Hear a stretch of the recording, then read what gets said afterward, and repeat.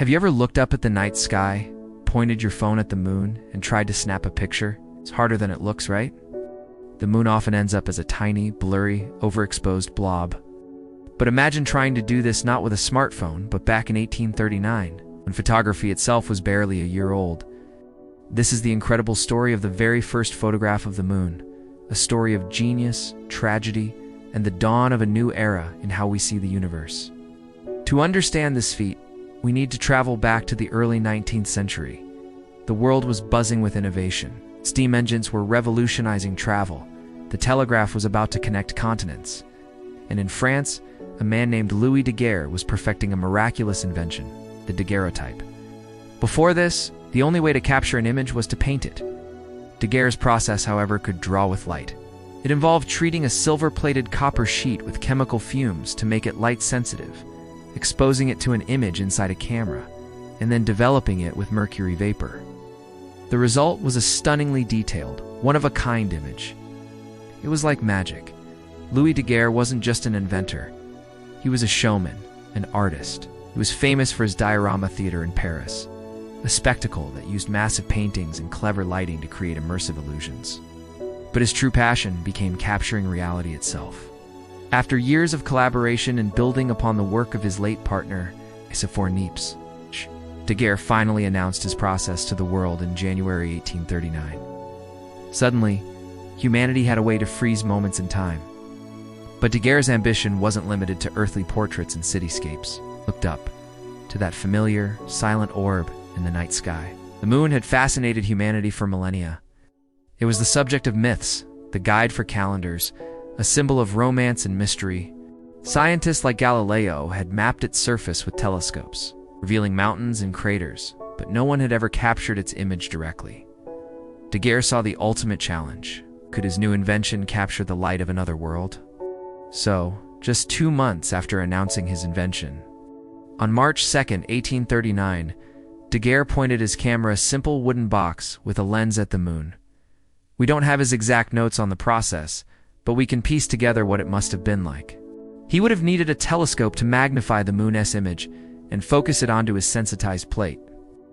This wasn't a point-and-shoot operation. The daguerreotype process required incredibly long exposure times. A portrait in a sunny studio might take several minutes, during which the person had to sit perfectly still. But the moon is a moving target. As the Earth rotates, the moon appears to drift across the sky. Daguerre needed to track it precisely. He likely mounted his camera to a telescope equipped with a clockwork drive, a mechanism that slowly rotates the telescope to counteract the Earth's spin and keep the celestial object centered. Even then, the moon's light is faint compared to daylight. How long was his exposure? 10 minutes? 20? Maybe even half an hour?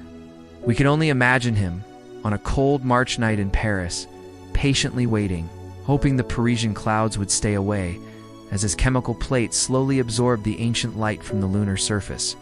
After the agonizing wait, he would have taken the plate back to his laboratory for the delicate and dangerous development process.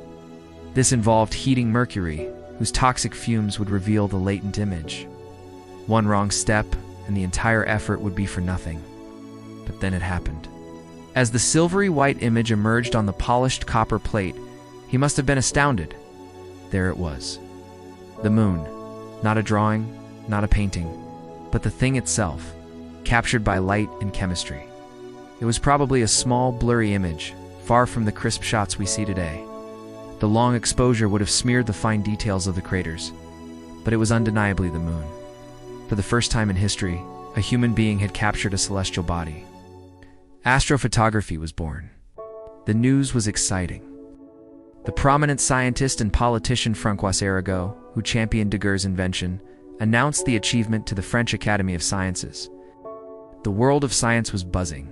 Imagine the possibilities. If you could photograph the moon, what about the planets, the stars, the nebulae?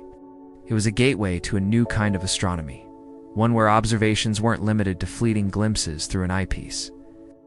You could create a permanent record, study it, compare it, and share it. But then, tragedy struck. Just 2 months after this historic achievement, on March 8th, Daguerre's laboratory and theater, the diorama, caught fire. The entire building was engulfed in flames. Everything was destroyed.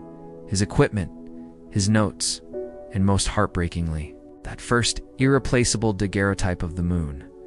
The world's first astrophotograph was lost forever, seen by only a handful of people. We have no copy, no sketch, nothing. All we have is the record of its existence. It's like hearing about a lost masterpiece of art. We know it was made, we know it was revolutionary, but we can never see it with our own eyes. The loss was immense, but the idea was not. The spark had been lit. Daguerre's experiment proved it was possible. Others were inspired to follow in his footsteps. Just a year later, in 1840, an American scientist from New York named John William Draper succeeded where Daguerre had left off. Using a 5-inch telescope and a 20-minute exposure, Draper produced his own daguerreotype of the full moon. Unlike Daguerre's, Draper's image survived. If you look at it today, it's a bit blotchy and lacks detail due to the primitive technology, but it's a powerful artifact. It's the oldest existing photograph of the moon. It represents the successful continuation of a dream that began in a Paris lab and almost ended in fire. Over the next decade, photographers in England, Italy, and America all raced to capture better and better images.